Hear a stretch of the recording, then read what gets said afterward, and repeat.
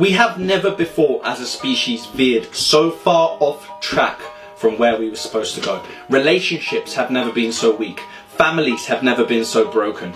Divorce rate has never been so high. The youth has never been so lost. Mental health had never before spiraled so out of control. Cheating was never normal, and it's all being done on purpose. Now, this one's going to be a bit of a long one, but the next 3 to 4 minutes are going to forever change your perspective on the way you're being tricked into living your life. So listen carefully. Now, I saw a quote the other day that said, if you want to make humanity hate each other and fall apart, show teenage boys as much naked women as you possibly can.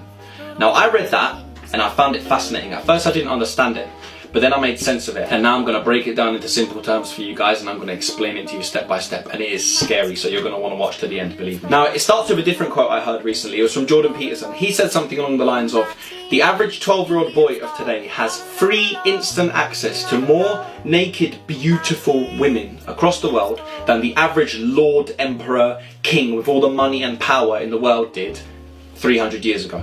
Now let that sink in.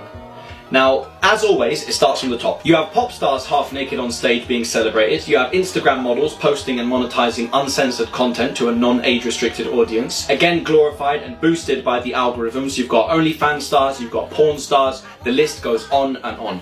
Posting revolting content all over social media.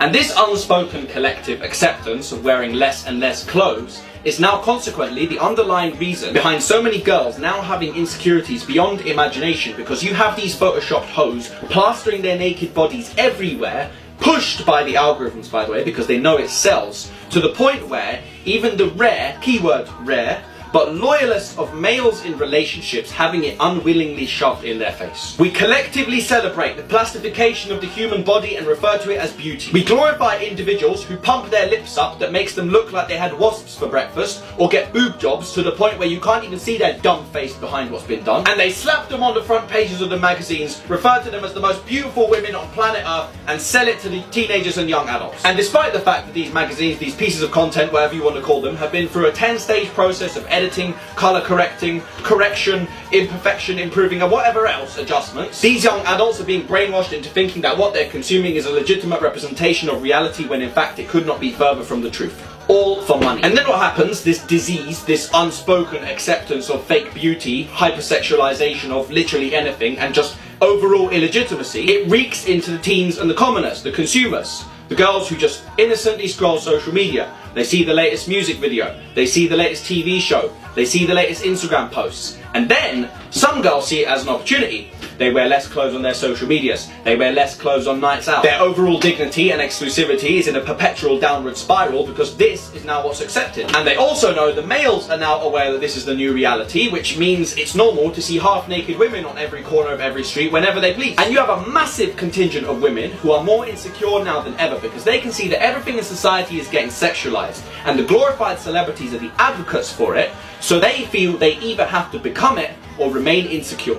Everything's fucked, and you'll want to point a finger at each other and say, well, he shouldn't be looking at me, I should be able to get my tits out and wear leggings that are further up my arse than Greta Thunberg is up hers. And then you've got boys saying, well, if she wants to dress like that, then I can look all I want, as well as the other 24 women I've looked at this morning, and the 89 matches I've got on Tinder, and the 3 porn stars I've watched this morning. Everything's fucked. You're both finished. There's no men versus women. You're both slaves. You're both industry slaves, social products. So from one hand, you as a female are wrong for sexualizing yourself and dressing in a way that puts you in a position where you attract the wrong attention for the wrong reasons, and you as a male are wrong for non-consensually indulging in what isn't yours.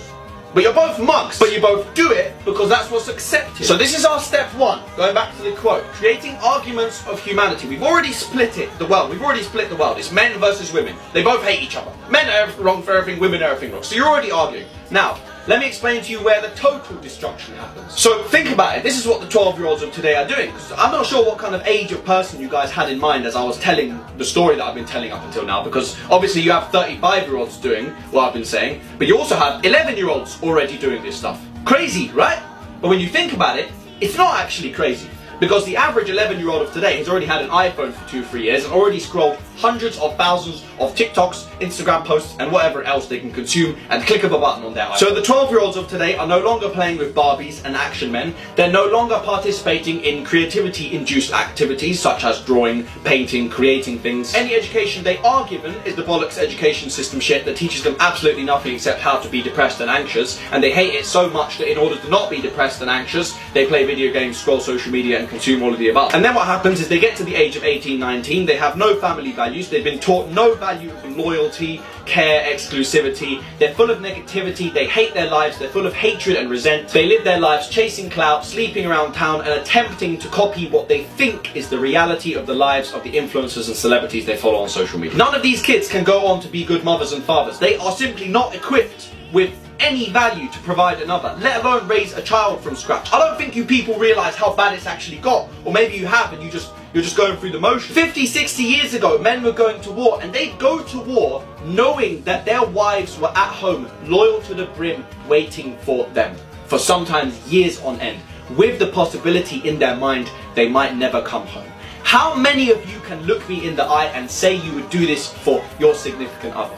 99% of you, not a chance. You wouldn't stand a chance. Most of you wouldn't last a week. If my generation is honest with themselves, you know that even if your partner was at war in the line of gunfire, in a couple of weeks you'd be out in the club having vodka sprayed into your mouth by 3 other guys who did it to 15 other girls the last 5 nights before that. Disgusting. 50, 60 years ago, behaviours that would have been considered that of a prostitute, the lowest, most looked down upon edition of human that was considered nothing but a lost individual. I have waited so long for someone to come out and speak up for those of us who don't want to sleep with our entire county, cheat on our wives, get drunk every Friday, conform to the system and copy what every other Joe is doing just to look like the popular guy in his lame-ass group of brokies. So long I've waited for someone to come out and speak about it until I realise that they're never coming, so I'm fucking doing it myself. This is the end of the era of families if you lot don't fix up. It won't be like before ever again, back when the world didn't glorify and advertise getting dicked down in the toilet at a club or at a hotel of a guy who has a verification tick on his Instagram.